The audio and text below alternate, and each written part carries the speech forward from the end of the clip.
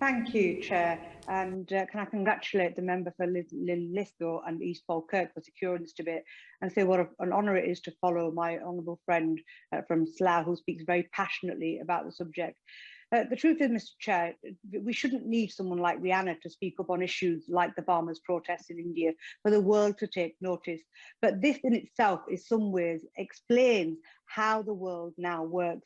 The powerful are heard with a single tweet, whilst the average person's voices are often ignored. This is also one of the central arguments that the Indian farmers are making themselves.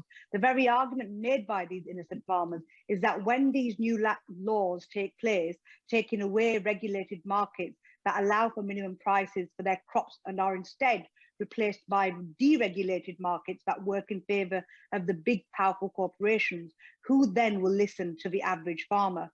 The Indian government talks about how prices will be able to be negotiated, but as we all know, without the safety net of minimum prices, when the big powerful corporations do the negotiating, it's the average farmer that is left worse off.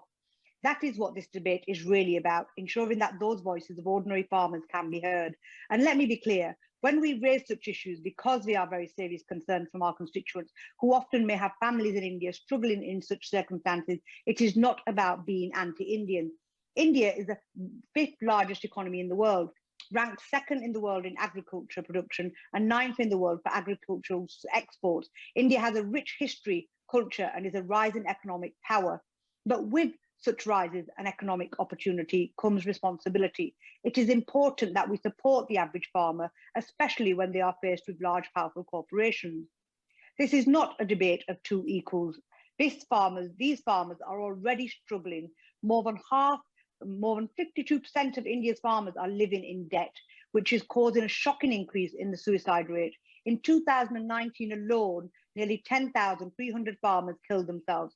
Such an alarming situation cannot be left ignored. Adding to this, because the protests have been dominated by Sikh protesters from Punjab, the government has tried to silence their voices by marginalising the issue to a single community. The current Indian government's record on minority rights is not one to be proud of, and I urge them to consider the issues of globalisation and capitalism and in a serious way, and avoid making this another case of nationalism and marginalising yet another minority community in India. Thank you.